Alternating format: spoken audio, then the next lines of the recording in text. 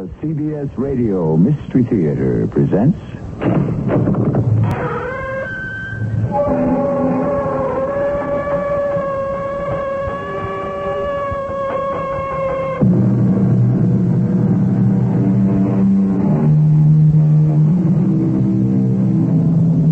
Come in. Welcome. I'm E.G. Marshall. In the annals of the Gothic mystery, no psychic detective is more venerated than Dr. Hesselius, the creation of the writer Joseph Sheridan Le Fanu. The case history that I bring you now is remarkable because it took place before Dr. Hesselius had gained his later fame. But young as he was, the same formidable intellect is at work, almost as incisive and decisive as it was to become later in life. It may be of small value, Captain Barton, but I am equally persuaded that when you start to walk again, you will hear the footsteps. But why? How? What is it, Dr. Hesselius? For some undisclosed reason, and in spite of the objective evidence of the note you received, which seems to rule out supernatural influence, my instinctive judgment is that you are haunted by a familiar.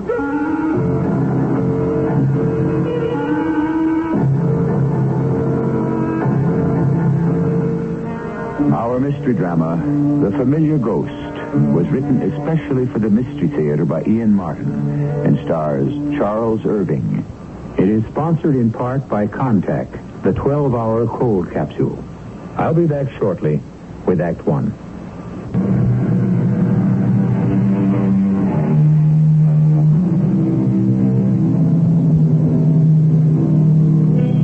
I can think of no better way of beginning this brooding tale than by first quoting Dr. Hesselius briefly on the subject of haunted men, and then introducing him to tell it.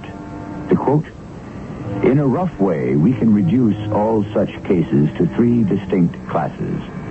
Some are those who by conscience are subject to illusions. Others are truly infested by spiritual agencies beyond their control.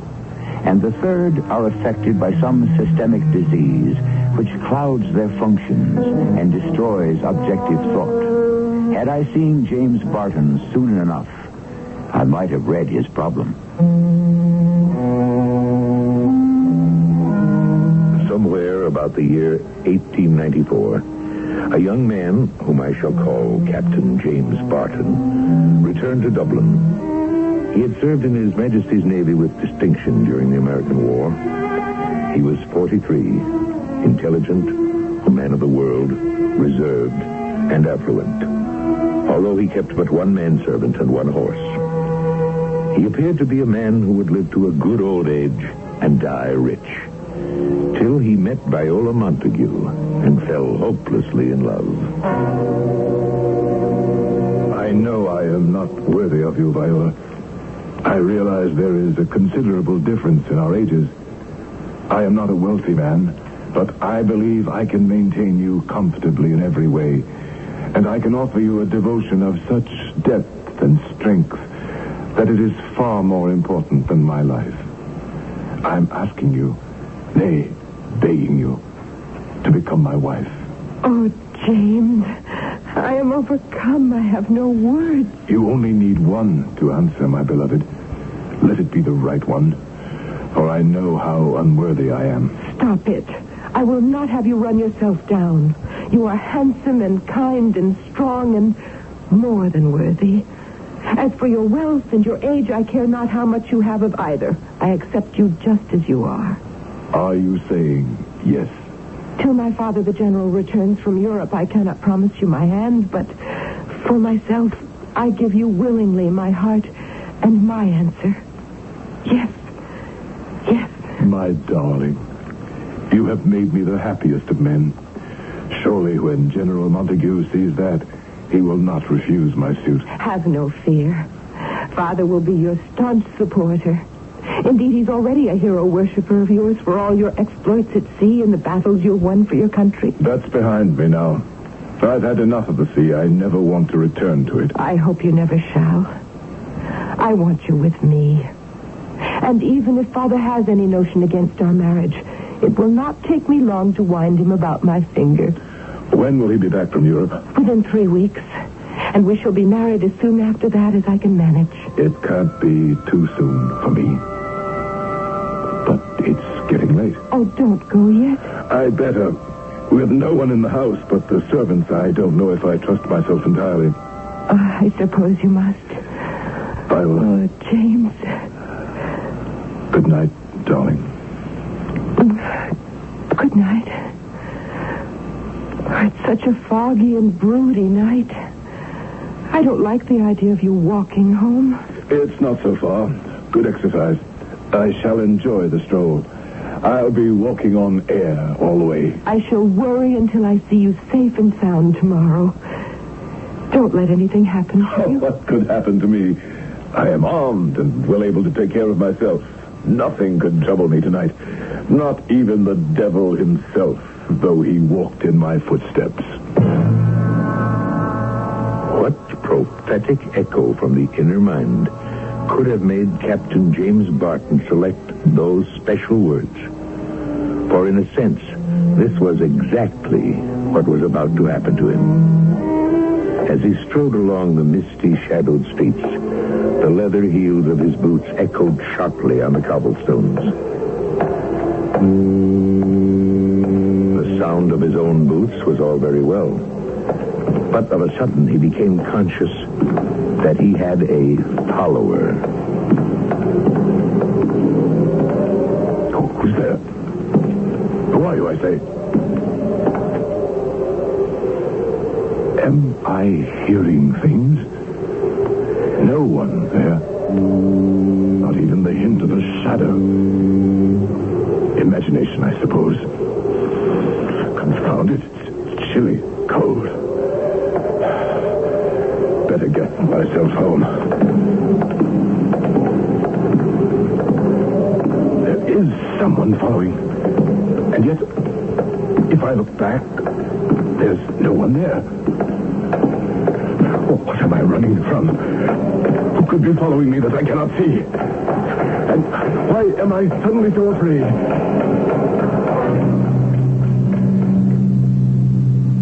In a panic of fear at the unknown and the unseen, poor James Barton ran until he reached his rooms. There, common sense returned, and he went to bed, resolutely blotting out his imaginary follower. But the following morning, something else happened, which brought me into the strange case. In answer to an urgent message delivered by hand, I hurried to the Montague mansion to meet Viola. It was good of you to come, Dr. Hesselius. Your father has befriended me on many occasions. You are a good friend. Now, let us get down to whatever it is that is troubling you. I need help, or rather, I'm afraid my poor fiancé does. I was surprised at the news of your engagement. Does the General know of it? I've written him, but there has been no time for a reply. However, I have no doubt that Father will be delighted. It's about the day after he proposed, when he took me to lunch. I was conscious that something was bothering James. While we were walking, and even in the carriage, he kept glancing constantly over his shoulder as if someone or something was following us. He had never acted this way before? No. I'm afraid for him. Why? I don't quite know. This follower, this presence, whatever dogs his footsteps, haunts my mind, too. When he first told me, laughing it off about someone trailing him, I knew that it was nothing to be laughed off. Viola, I've known you ever since you were quite little. I've never had any indication that you were at all sensitive to the preternatural. I never have been before.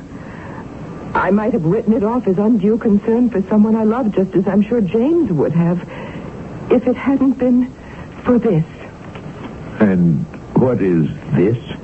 A letter that came to James through the post. I'm sure he never would have shown it to me except for the accident that last night this fell inadvertently to the floor from his jacket. Oh, may I read it? That's why I asked you to come. Is Captain Barton aware that you called me? Oh, yes. As a matter of fact, he's here this moment in the house. I wanted to talk to you first, before you met, because you'll find he wants to push this aside. But you think it's more important than that? I am afraid. I'm terrified for him in a way I find difficult to express.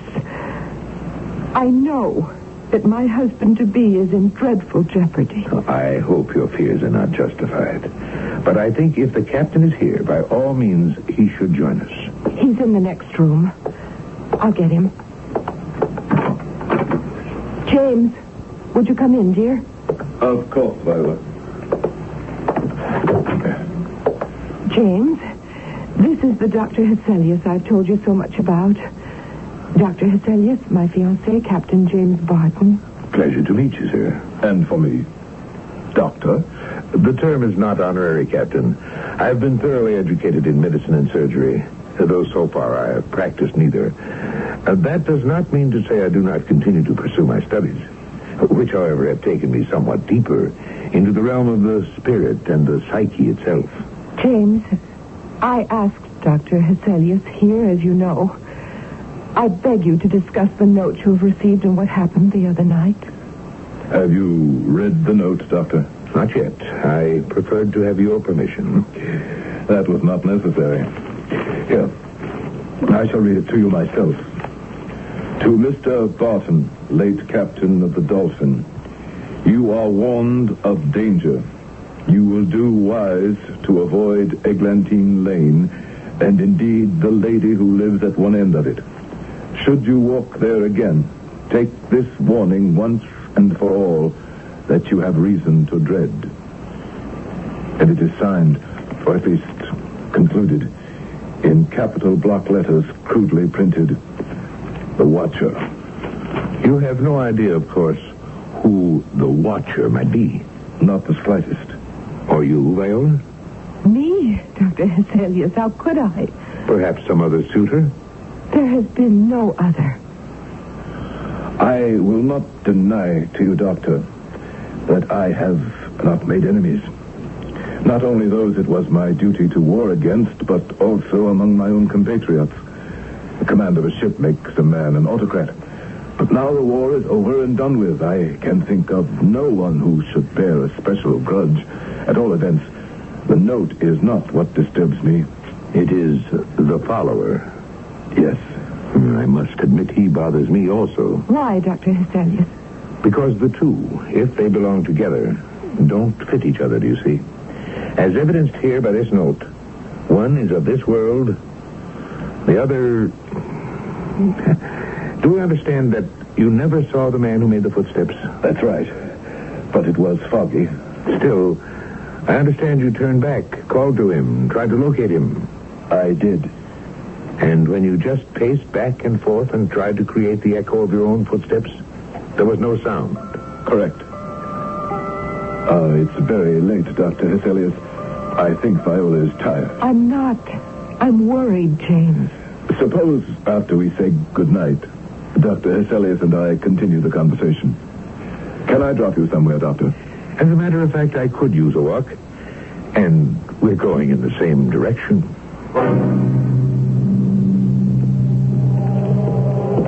You know, of course, that I was anxious to have you walk with me as a witness. I guessed as much. To listen and look for whatever dogs your footsteps. Yes.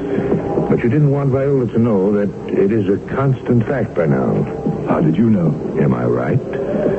Yes. More and more. Sometimes even in the daylight. But there is never a figure to account for the footsteps. No. And you have satisfied yourself that it is not a simple echo? Yes, I have. Listen. Do you hear them? No. But stop and turn. Do you still hear them? No. But as soon as we start to walk again, I know I will. It may be of small value, Captain Barton, but I'm equally persuaded that as soon as we start to walk again, you will hear the footsteps. Why? How? What is it, Dr. Hesselius? For some as yet undisclosed reason, and in spite of the objective evidence of the note you received, which seems to rule out supernatural influence, it is my instinctive judgment that you are haunted by a familiar. Haunted by a familiar. Now, there is a strange and awkward word, as old-fashioned in its way as our story. The dictionary will define it as many things, but the term of choice here would seem to be held in service by a supernatural tie. But who is held in service? The ghost or the host? Which is the familiar? I shall return shortly with Act 2.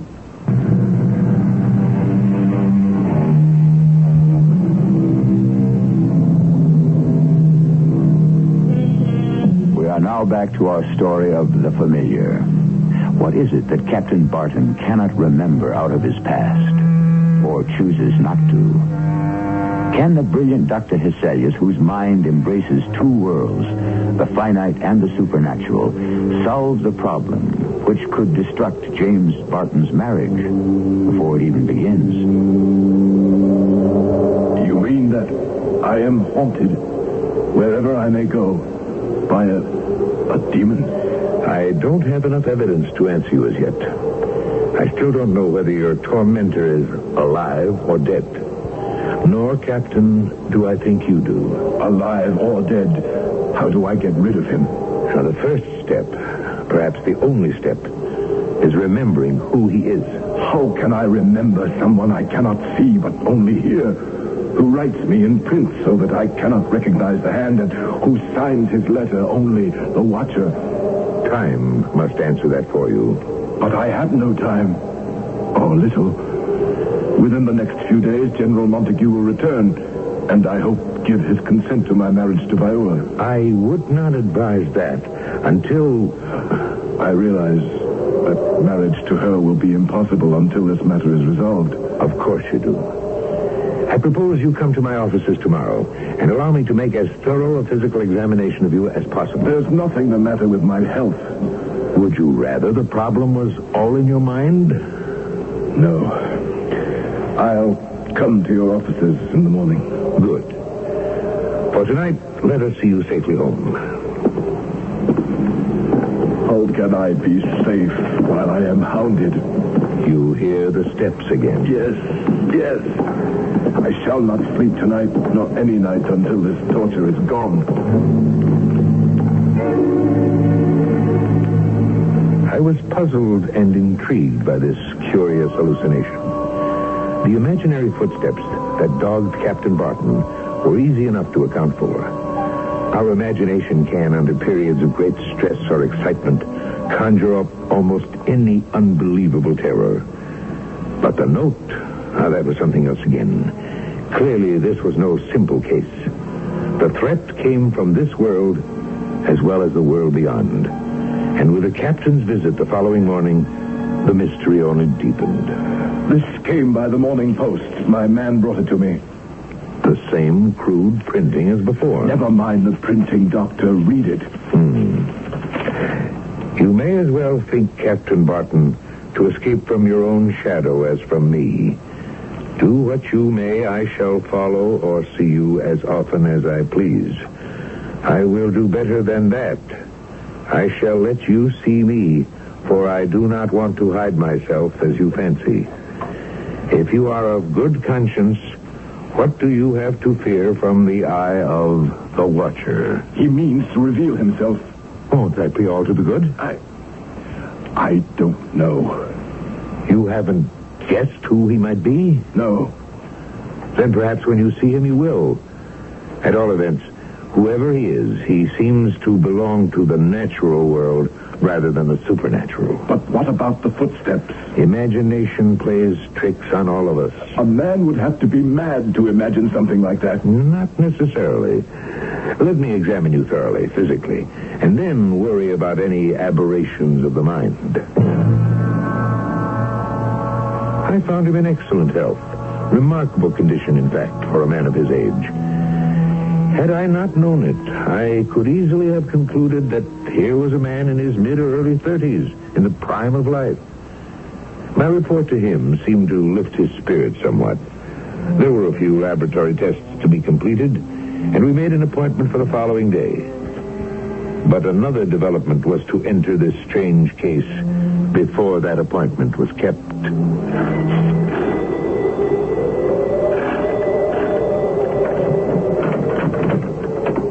Oh, my dear Miss Montague, Viola, what an unexpected pleasure. May I please come in, Dr. Hesselius? By all means. I had thought perhaps Captain Barton was with you. No, we parted after luncheon. Let me take your shawl, my dear. No, I'd rather keep it.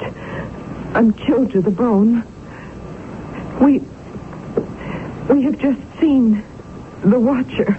We? James and I. You saw this person also? Yes. Clearly? Well, we were in the carriage on the way home. There was quite a crowd gathered at the corner of Eglinton and Copley Streets. And all of a sudden, I felt James give a compulsive start. He had told me the good news of his general health, but the start was so violent. I thought for a moment that perhaps he'd had a heart attack. I turned to him quickly. No. James, what is it? Are you ill? I see him, Viola. Who? The one who follows me. The Watcher. Where? There, in the crowd. Don't you see him? The short man there, wearing the fur cap and that strange foreign coat. Can't you see him? With the red face and the brown teeth clenched in that awful smile. Stop the carriage. I've got to catch him. Find out what he wants. Take it out of him. No, James, no. Don't risk going near him. I must. I've got to see him face to face. And did he catch him? No, Dr. Hesselius. I mean, I don't know. He disappeared into the crowd and seemed as if he might have turned into Eglinton Lane. Whatever had interested the crowd seemed to be over, and they dispersed. Quite suddenly, the corner was empty, and James had vanished into thin air. Did you look for him? Oh, yes. I had the driver turn into Eglinton Lane, and we went the whole length of it. There was no sign of James. At his lodgings, his servant said he had not returned. I went back to the corner where he had disappeared. He wasn't there. In desperation, I came here. What am I to do? Can you describe him to me? A little man with a red face marked as though by the pox. He had bad teeth and this terrible fixed smile on his face. And he wore a strange-looking coat and this fur hat with ear laps. He would have looked ridiculous if it hadn't been for the smile. Interesting. If he was smiling, why would you fear him? There was no warmth in the smile. It was as though someone from behind had seized the corners of the mouth and dragged them up and back till it was more of a snarl or a silent shriek of pain. When I think of it, I'm in terror for James' very life. It took me some time to calm Viola. I then saw her home in a carriage. I left her to attend to one or two business matters. Then, returning later to my own quarters on foot, was vastly cheered to find, waiting on my doorstep, an obviously healthy, if disturbed, Captain James Barton. Dr. Hesselius, thank heaven I caught you. I was about to leave again. Oh, Captain Barton, before anything, we must let Viola know that you are safe. She already knows. I came away from there shortly and hurried here by Hackney. When I found you away, I was at my wits' end after what happened. By all means, come in and tell me. Viola says she had told you we saw the Watcher. I know you saw him and pursued him. Did you catch up with him? Let's go into the drawing room. No, he led me a pretty chase. But eventually, in some twisting alleys, I lost him. Why, then, didn't you return to Viola? I was in no condition to face anyone. Why were you so upset? Did you recognize this man you were chasing? No. Then why did he have such an effect on you? The concentrated malevolence that issued from that shrunken figure. The utter evil he projected. The fiendish terror projected by that snarling smile like a wolf or some dread vampire. The mouth stretched till it hurt against the rotting, jagged teeth. And how did you lose him? I was right on his heels as he turned a corner, and as I hurtled round it, ready to pounce and seize him, he was gone, as if he had never been. as if he were but a figment of some awful nightmare. And yet you are sure you saw him. Yes, and Viola, too. So she said. But that might have been the power of suggestion. Every detail of her description was a repetition of what you said you saw. I did see him. And recognized. No, how could I? Let me ask you a question, Dr. Hesselius. Yes? If a man had lockjaw and died of it, or appeared to as testified by a doctor of reasonable competence, might he, after all, recover? Impossible. But a blunder could be made. No physician with a knowledge of death could mistake it in a case of that horrible disease. Is there any disease which could cause a man to shrink in all his proportions, still preserving his exact resemblance in every detail, with the exception of his height and bulk? That I can answer firmly, none. Then I am haunted. And this thing is supernatural. But you recognize who it is. Not yet. I know the face, but I can't make the connection with the past. But he is, as you said, a familiar. My familiar, tied to me. Oh, how can I rid myself of him? How can I determine at last who and what he is? Now there were enough fragments to start to fit together. Some answer to the mystery. And 2 days later, a certain advertisement in the Dublin newspapers arrested my interest. If Sylvester Yelland, formerly foremast man aboard His Majesty's frigate Dolphin, or his nearest of kin, will apply to Mr. Hubert Smith, attorney, and his office in Dame Street, he or they may hear something to their great advantage. Admission at any hour till 12 at night, and full confidentiality assured. Was it possible the watcher was alive after all? Whatever visitors Lawyer Smith might have, I resolved that I would be one of them. Not for the purpose of giving information, but of receiving or extracting it if I possibly could. Perhaps at last, through the medium of an advertisement, this strange puzzle of a haunted man is nearing solution. But is Dr. Hesselius right in assuming, simply on the slim evidence that the ship named was the one which Captain Barton once commanded, that it has any connection with him? We'll find that out when I return shortly with Act 3.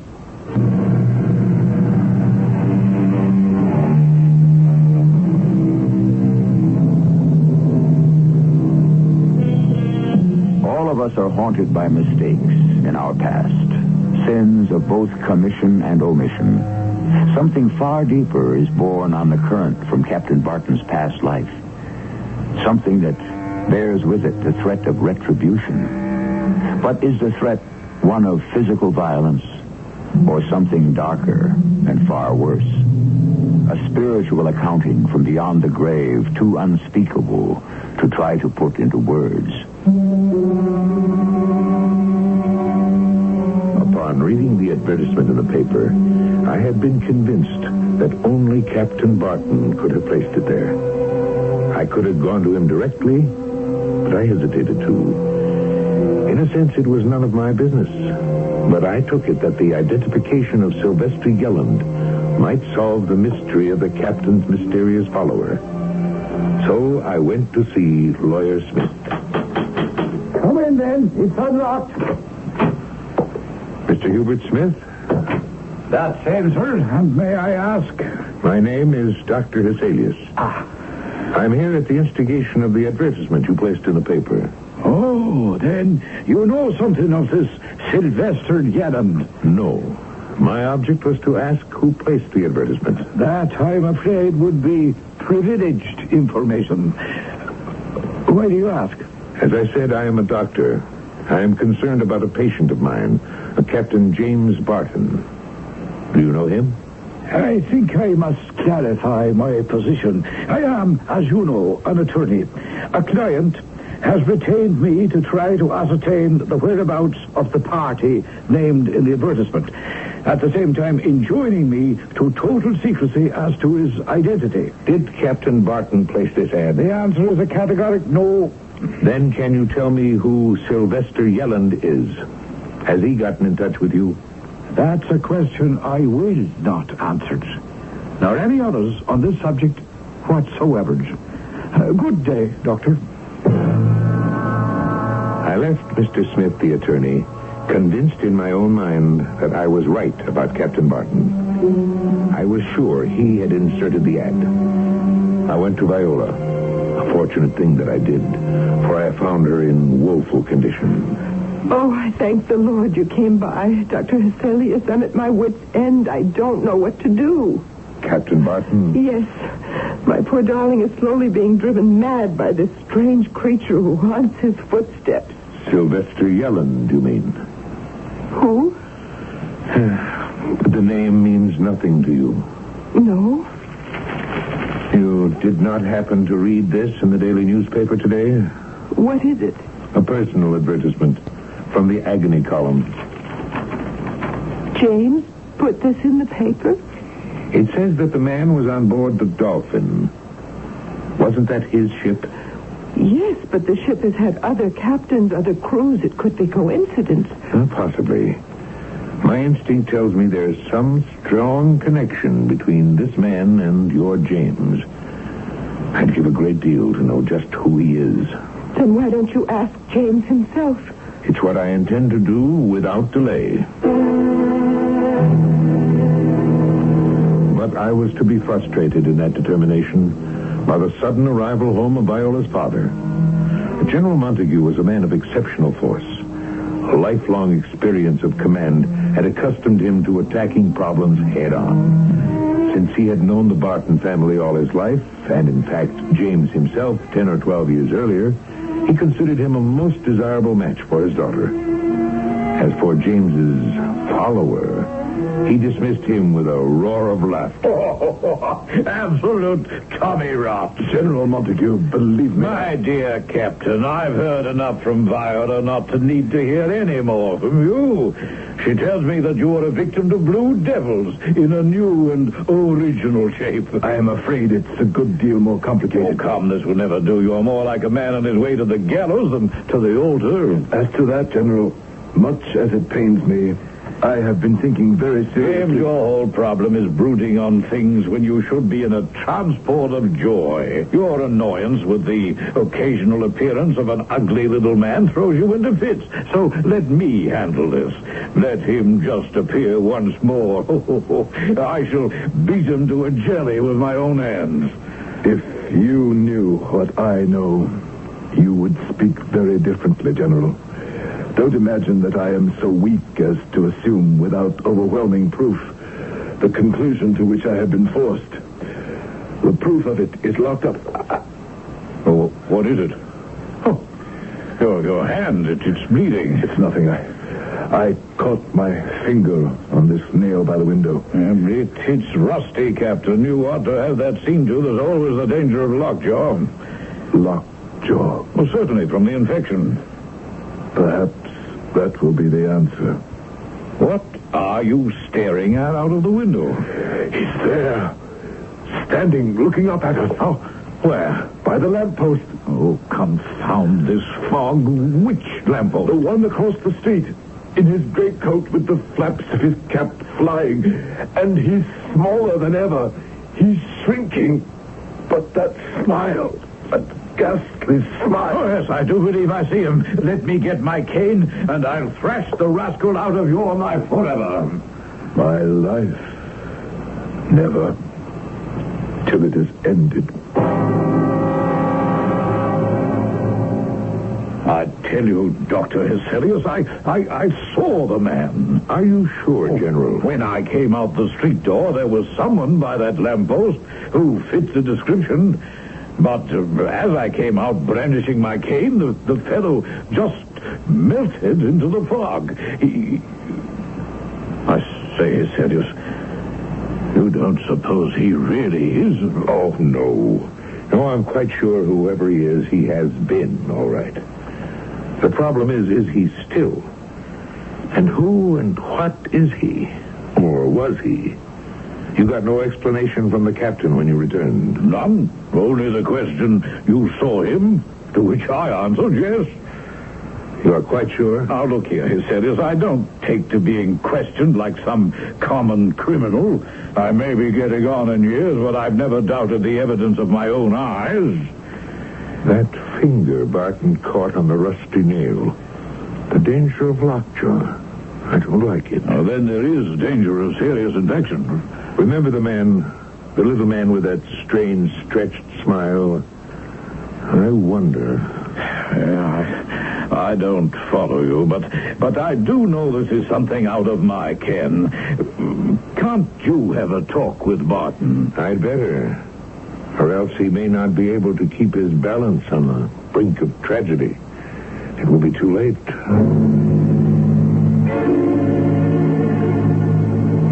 But before I had the opportunity to visit the captain, Viola herself had been there. And things in this strange affair had taken a new turn.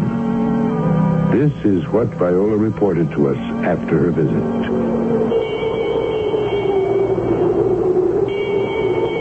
Who is it? It's Viola James, darling. Viola. No. Go away. Please, let me in. You should not be here. Go away from me, as I begged you. Forget me. I'm not worthy. Let me be the judge of that. Darling, it's cold. Let me come in. Why not? The struggle is almost ended now. Come in. What struggle, darling? My sufferings will soon be over. I pray I leave you no legacy of suffering, too. What suffering? Retribution. My punishment for my sins. I don't know what to say to you except for whatever it means. Comfort has been revealed to me. I am happy to hear you speak so tranquilly. Peace and cheer of mind will make you yourself again. I can never be that, Viola. Forgive me for what I have done to you. I am no longer fit for life. I am soon to die. There is no help for me anymore. There is no hope or joy left. Only one last smile. The smile of well-deserved death. Viola was devastated by her rejection. And in a strange turn of face, the general, instead of being relieved, was furious at what he considered an insult to his daughter. I myself made a visit to the captain's chambers, but his servant informed me he was not at home. So 2 days passed before that same servant came knocking wildly at my door, while the general waited for me to join him in the carriage. We drove straight to Captain Barton's lodgings. Well, he has to be in there. His servant insisted he was. The door is locked from the inside. Then I'm afraid we're too late. Yes, so am I. But I would have hesitated to break the door down alone. No time for hesitation anymore. It's a sturdy door. Not that sturdy. I think we can manage it between us. Ready? Yes. Here we go. It's giving. Once again. Oh. Good Lord. Control yourself, General. I'm sorry, Hyselius. I've seen plenty of men dead in battle. It isn't the fact of death that shocks me. It's the manner. I've never seen any man, no matter how terrible his injury, looked like that. It's the most desperate agony I've ever seen. The pallidity of a smile.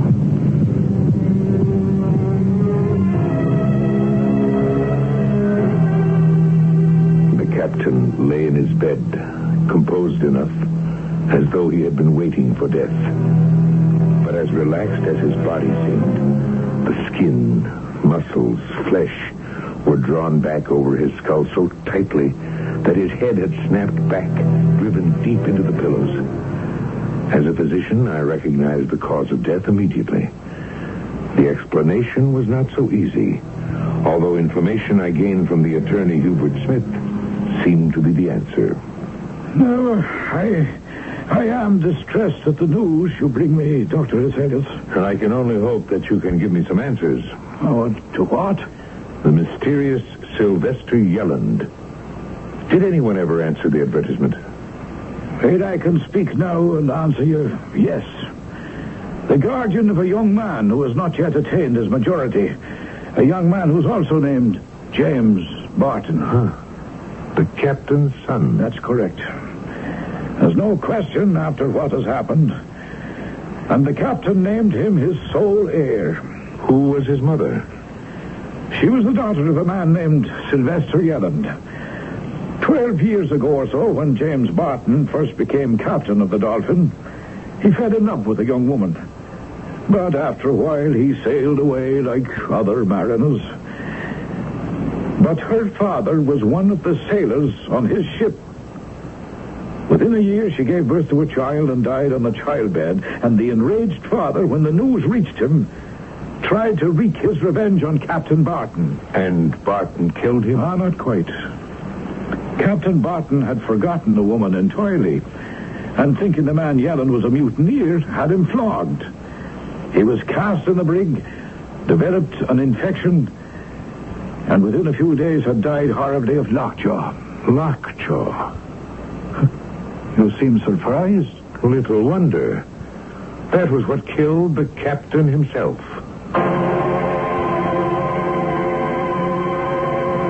There it is. But what did kill Captain Barton? Remorse, the pangs of conscience, a visitation from the dead that haunted him, or an accidental finger wound on a rusty nail, or a combination. Whatever it was, he died just as the man whose daughter he wronged, his face contorted in the terrible smile of death that tetanus visits on its victims, the rhesus sardonicus. Let me hasten to add, to reassure all of you, that this story would not have been possible today. All children get shots to guard against the virulence of tetanus, and the vaccine is absolute protection. 200 years ago, we were not as fortunate as we are today. I'll be back shortly. Palo Verde, an epic saga, a rich, lusty novel of 3 generations set against the dusty pueblo that became modern Los Angeles.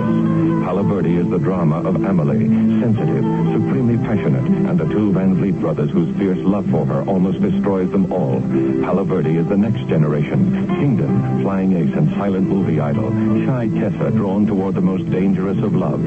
Palo Verde, the new best Jacqueline Briskin, from McGraw-Hill, at your bookstore now. Look at us grow, see how we grow. Just look at us grow, to see how... Hi, I'm Shelley Bruce, better known as Annie in the hit Broadway musical. Girl Scouts need adult volunteers. Call your local Girl Scout council today. Girl Scouts part of being a girl, learning to be in a very big world, learning to care and learning to share. Seeking the answers tomorrow will bring.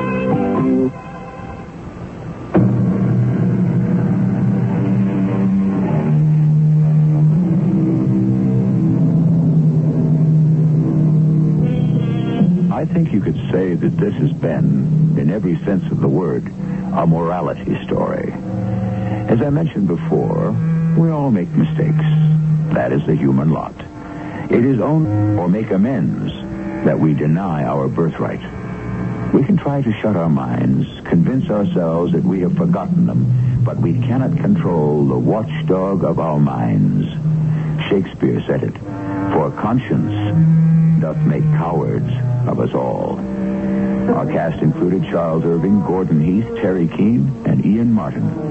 The entire production was under the direction of Hyman Brown. And now,